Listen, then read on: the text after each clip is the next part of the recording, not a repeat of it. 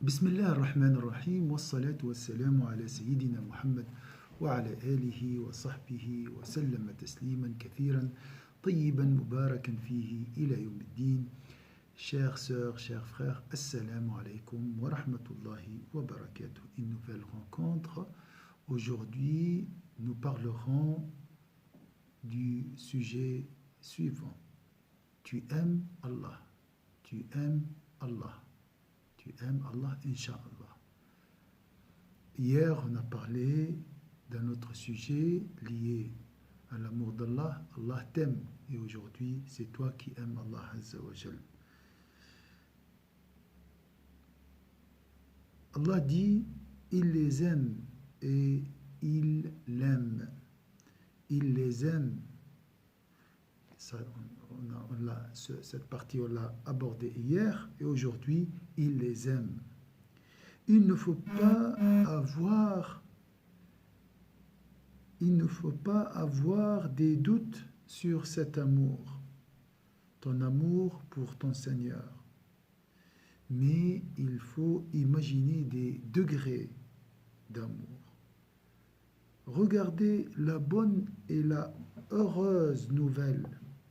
Le jour dernier, celui qui a un atome de foi, le poids d'un atome de foi, sortira de l'enfer.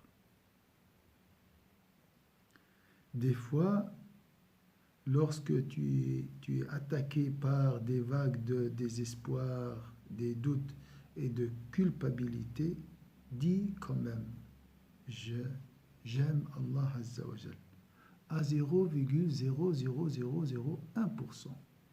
Alhamdulillah. L'amour de Dieu est caché des fois, enterré d'autres fois, mais il est là chez tous les humains.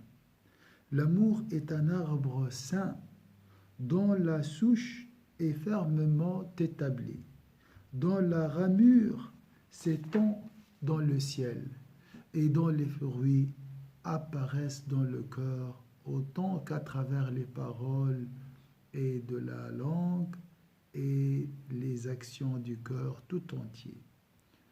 Le débordement de ces signes dans le cœur et sur le corps se fait aussi distinctement. Le débordement de ces signes dans le cœur et sur le corps se fait aussi distinctement.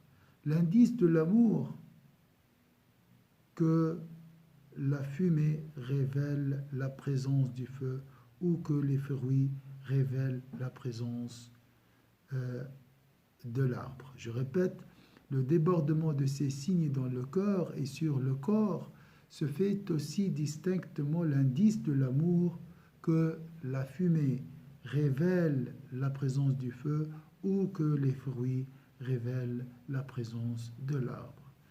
Tu aimes rencontrer ton Seigneur, voilà un premier signe de ton amour à Allah Azza wa Jal. L'aspiration à la rencontre de l'aimé fait partie des indices de l'amour d'Allah. On ne peut concevoir qu'un cœur qui éprouve de l'amour pour quelqu'un sans qu'il ait envie de le voir et de le rencontrer. Tu es prêt à quitter ce monde, tu le considères comme une prison et tu attends le moment de la libération, tu attends la mort et tu ne la réprouves pas. La mort pour toi est la clé de la rencontre et la porte ouvrant sur la contemplation. Voilà un indice très fort qui prouve que tu aimes ton Seigneur. Le prophète a dit, sallallahu alayhi wa sallam, a dit, l'individu aspire-t-il à la rencontre de Dieu que Dieu aspire à sa rencontre. Un autre signe de ton amour pour ton Seigneur est que tu donnes la prévalence à ce que Dieu aime sur ce que tu aimes toi, tant extérieurement que intérieurement. Te voilà pendant ce mois du Ramadan. Tu t'emploies donc à œuvrer durement. Tu renonces à suivre tes passions évite de s'abandonner à la paresse et demeure constant dans l'adoration de Dieu. Tu te rapproches de Dieu par tes actes de piété volontaires et tu aspires à acquérir les marques distinctives des degrés spirituels, comme l'amant aspire à un surcroît de proximité dans le cœur de l'aimé. Le Très-Haut attribue aux soupirants la vertu d'altruisme. Allah dit, il donne aux autres la prévalence sur eux-mêmes. C'est ton cas, alhamdulillah. Tu donnes la prévalence à l'adoration d'Allah sur tes passions. Inch'Allah, tu es un véritable soupirant qui renonce à ses propres passions. Le prophète a dit, j'aspire à notre union, à l'écart lui me tient. Soit je mets tous mes vœux et adopte les siens. Lorsque l'amour prend le dessus, il soumet les passions, si bien que l'individu n'a plus de plaisir autre que celui de l'aimer. Le poète, il a dit, d'ordinaire à l'aimer se soumet tout amant. D'ordinaire à l'aimer se soumet tout amant. Pour contenter les vœux, je renonce à mes flammes. Ce qui te plaît me plaît, n'en déplaise à mon âme. Sahl ibn